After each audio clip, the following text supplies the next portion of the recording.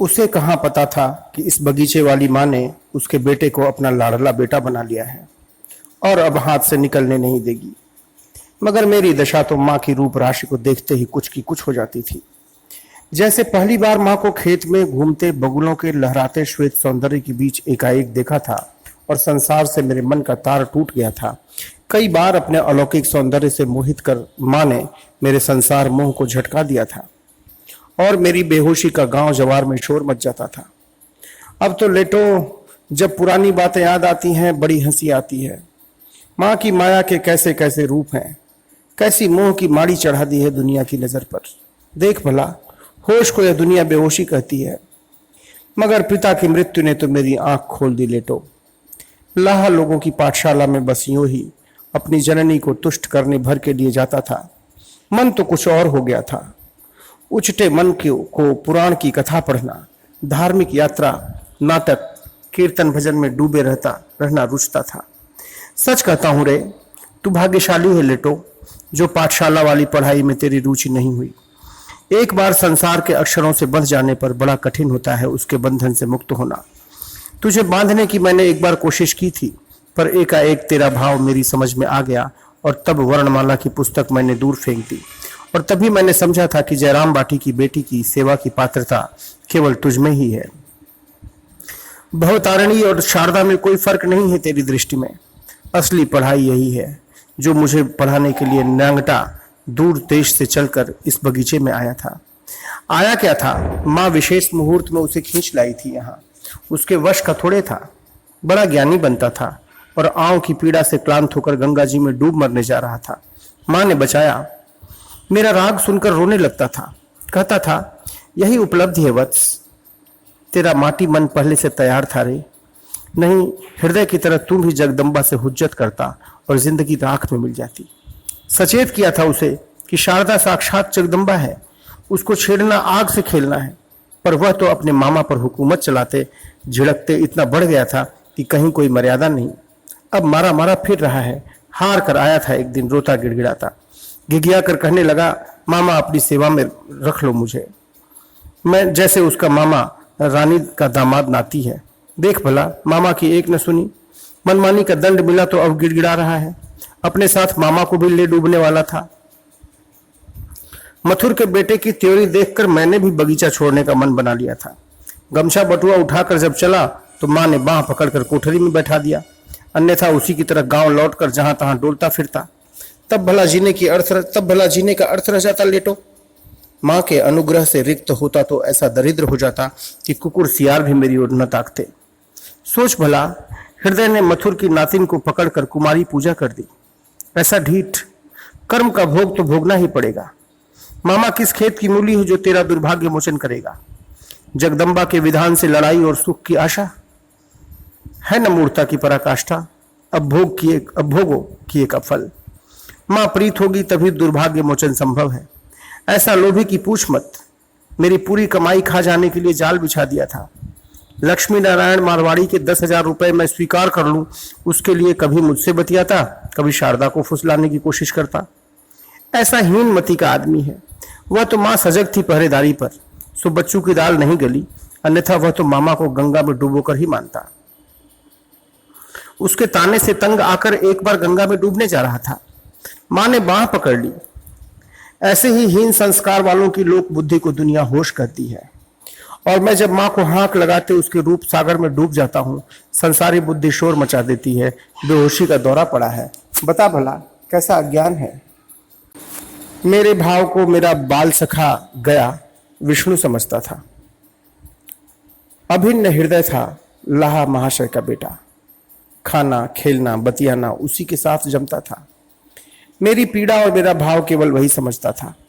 उसकी बहन प्रसन्नमयी तो मेरी जननी की तरह मेरे लिए चिंता व्याकुल रहती थी कि कामार पुकुर का सौभाग्य माटी में न मिल जाए।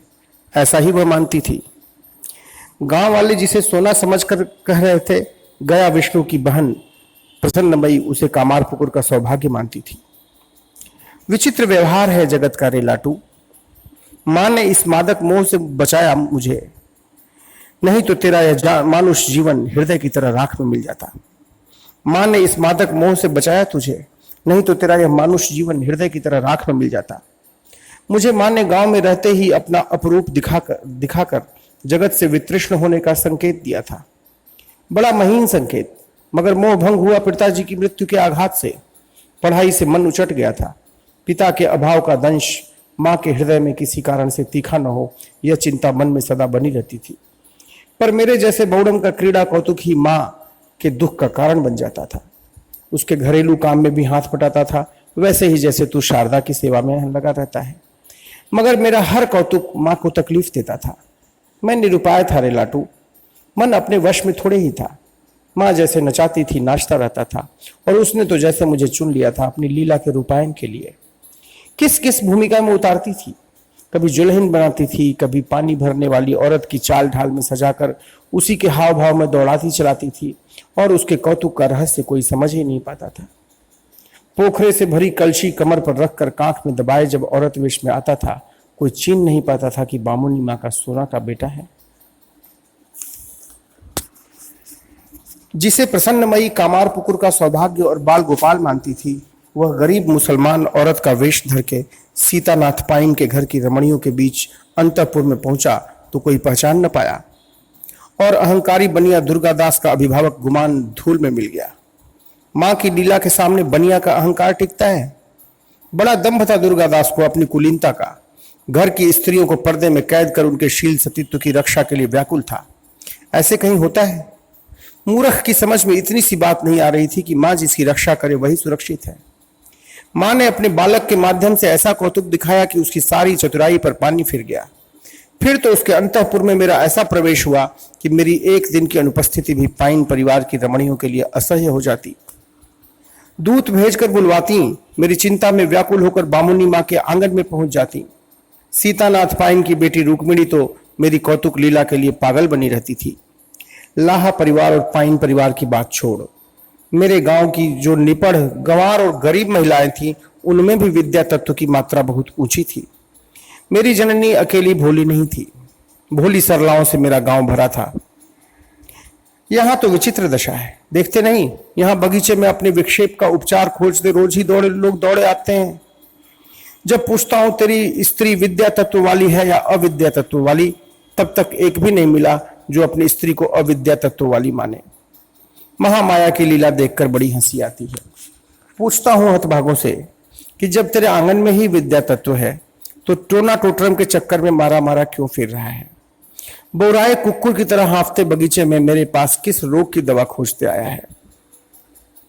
साले मेरी बात से चिढ़ जाते हैं, जटिल जाल बुनकर उसी में उलझकर मर रहे हैं, उबरने की राह खोज रहे हैं, पर कुटिलता ऐसी कि सांच से आंच लगती है। रोग दबा छिपाकर व्याधि मुक्त होकर भोग की सुविधा कमाने यहाँ दौड़े दौड़े आते हैं अभागे। सोच लाटू, माँ के सामने चालाकी चल सकती है? क्या छिपा है माँ से? और तू तो जानता है कि लेटो, तू तो जानता ही है लेटो कि माँ का यह चाकर जादू टोना तो जानता नहीं। भागते हैं साले मुंह लटकाकर, और माँ की लीला का हाल न पूछ।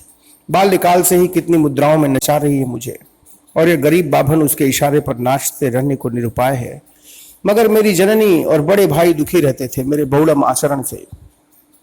चिंता थी कि गदाधर केवल कीर्तन कौतुक में डूबा रहता है, पढ़ता लिखता नहीं, किस घाट लगेगा इसका जीवन। उन्हें पता नहीं था कि माँ ने बाभन के लड़के को अपना चाकर बनाकर अपने घाट बांध लिया है। अब दूसरा घाट क्या खोजना है? और जिस पढ़ाई लिखाई के लिए मेरे माई भाई चिंता व्याकुल थे, उसका अर्थ और उसकी व्यर्थता मैं तभी समझ गया था रे लाटू। विलास वासना का पोषण ही जिस पढ़ाई का लक्ष्य हो, उसका क्या मूल्य? मगर दुनिया को देख, उसी को विद्या कहती है, और इस विद्या के मालिक को ज्ञानी गुणी। एक ऐसा ही नामी ज्ञानी गुणी बंकी में एक दिन बगीचे में आया था।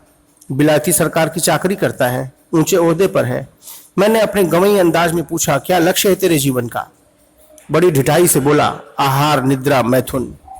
अब बोल भला, बिना पढ़े कुकुर भी इतना जानता है। वह तो कभी गया नहीं पाठशाला, मगर उतना तो जानता ही है जितना बंकिम जानता है। यानी जीवन का उद्देश्य दोनों का एक ही है, फिर पाठशाला जाने की क्या दरकार? मैं तो तभी समझ गया था लाटू, पर अपनी जननी की चिंता का कैसे समाधान करता? भोली इतनी की कोई बरगला दे, पर माँ को मैं कैसे चकमा देता? वह तो दुर्गादास का अहंकार चूर्ण करने के लिए मुझे ज्वेलहीन के वेश में माँ ने उतारा था। आज जब अपनी जननी के तप और तकलीफ की बात याद आती है, मन रोने रोने को हो जाता है। हाजरा को अपनी माँ को डाहते तड़पाते देखता हूँ तो तुझसे हृदय की बात कहता हूँ, देह जलने लगती है। पर जब अपनी करनी को याद करता हूँ, गहरी पीड़ा होती है कि न चाहते हुए भी मेरे चलते मेरी माँ को कितना कष्ट उठाना पड़ा। किए का फल अब भोग रहा हूँ। नहीं देखते, नरेन के लिए, राखाल के लिए, केशव के लिए, मास्टर और गिरीश के लिए तथा दूसरे बालकों को देखने बतियाने के लिए तड़पता रहता हूँ। साधु गृहस्थों से मिलने घर घर दौड़ता रहता हूँ। कैसी व्याकुलता रच दी है माँ ने मन में। कर्म का भोग भोगना ही पड़ता है रे लाटू। अपनी जननी को तकलीफ देकर कैसे रह सकता है कोई सुखी।